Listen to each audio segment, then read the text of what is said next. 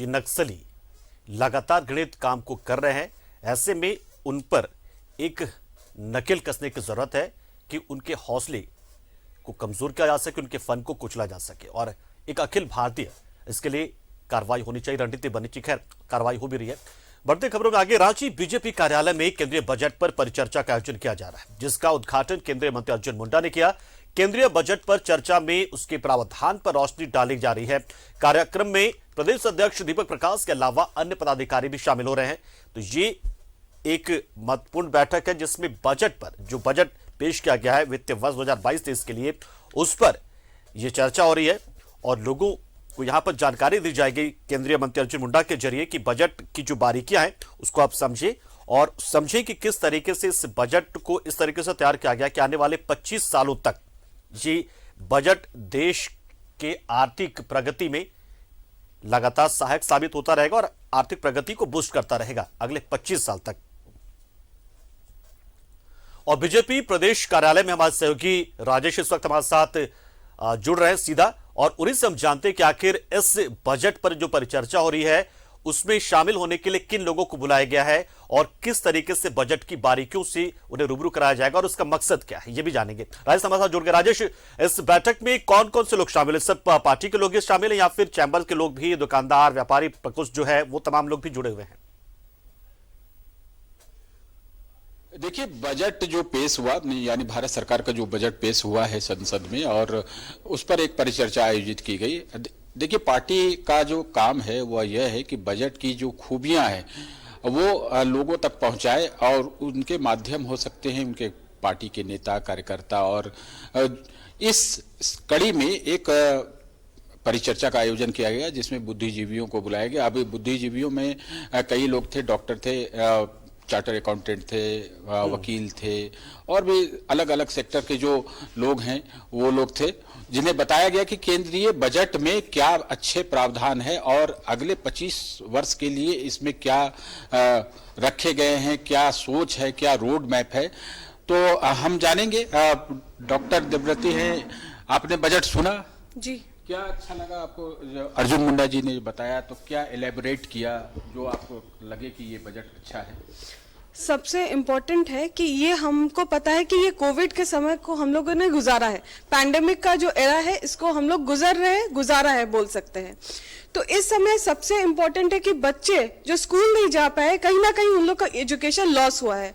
तो अभी ये बजट के अंतर्गत आपका डिजिटली जो स्कूल्स है वो बनाया जाएगा ताकि सारे बच्चे जो कोविड में पढ़ाई नहीं कर पाए हैं, जिनका शिक्षा कहीं ना कहीं लैकिंग हुआ है, उस गैप को हम लोग कम कर सकते हैं। सबसे ज्यादा इंपॉर्टेंट ये है क्योंकि एज ए डॉक्टर मुझे पता है कि एजुकेशन का क्या वैल्यू। 3 साल 2 साल 3 साल बच्चे स्कूल नहीं जा पाए हैं, तो वो लॉस को कैसे हम लोग कम कर सकते हैं, इसके लिए ये डिजिटल प्लेटफॉर्म तैयार किया जा रहा है जिसके अंतर्गत बच्चों को एजुकेशन, लॉस ऑफ एजुकेशन मिलेगा। देखिए कि ये जब बजट पेश आया तो जो एक जनरल रिएक्शंस होते हैं वो ये था कि जो लोअर मिडिल क्लास है, जो सैलरीड क्लास है, जो वेतन भोगी वर्ग है, उसे बड़ी निराशा हाथ लगी क्योंकि टैक्स स्लैब में कहीं कोई छूट नहीं मिली, जबकि उनकी आमदनी घटी है, महंगाई बढ़ी है तो आमदनी घटी है।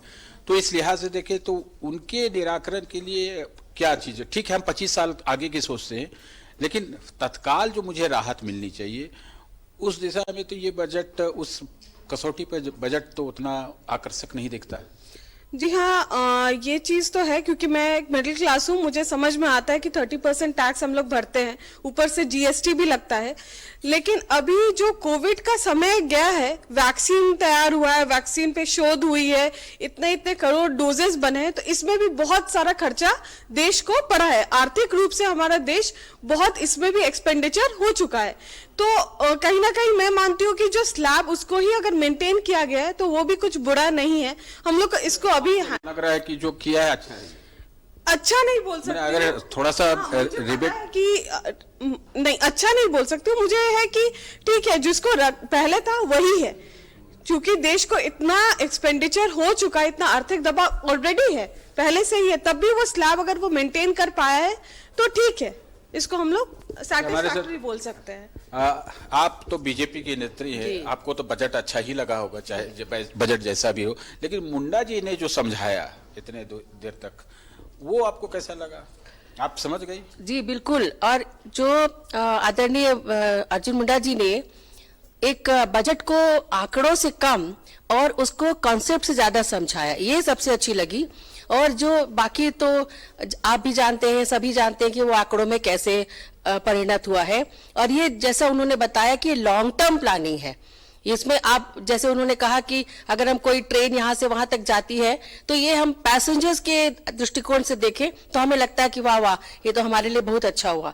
लेकिन अगर हम देश के हिसाब से देखें तो ये हम व्यक्ति से ऊपर उठकर देश के लिए सोचना और एक समावेशी विकास की बात करना इस बजट में है, जो लॉन्ग टर्म में दिखेगा। ये निश्चित होता है इस बजट से, चाहे वो सड़कों का जाल बिछाने की बात हो, रेलवे का जाल बिछाने की बात हो, एयरपोर्ट पे संसाधनों के जुगाड़ने की बात हो, या फिर नेटवर्किंग का जाल बिछाने की बात हो।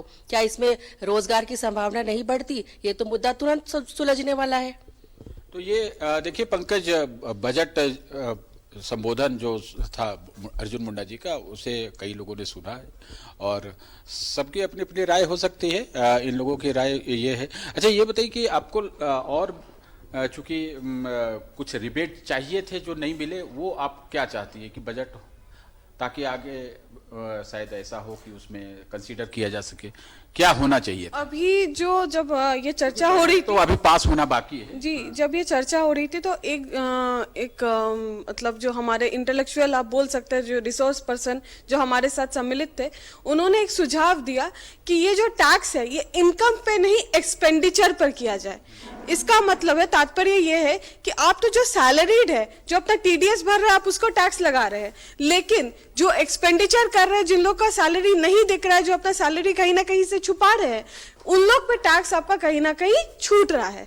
तो अगर हम लोग एक्सपेंसेस पे टैक्स लगाएंगे, पर कोशिश तो यही है बीजेपी की ओर से कि अपने कार्यकर्ताओं के जरिए और समाज के अलग अलग जो प्रबुद्ध वर्ग है, प्रबुद्ध वर्ग की ओर से उन्हें टैक्स के बारे में समझाया जा सके ताकि वो आम लोगों तक पहुंचा सके। बहुत बहुत शुक्रिया प्राय समाज से जुड़े आप, जानकारी आपने दी। तो निश्चित तौर पर क्योंकि टैक्स के बाद से भी बिल्कुल वैसी बातें की जा रही कि टैक्स समझ नहीं आया है, और इसी कड़ी में अब अपने कार्यकर्ताओं को, नेताओं को, समाज के अलग अलग जो वर्ग है उनको और विभिन्न प्रकोष्ठ है बीजेपी को, उसको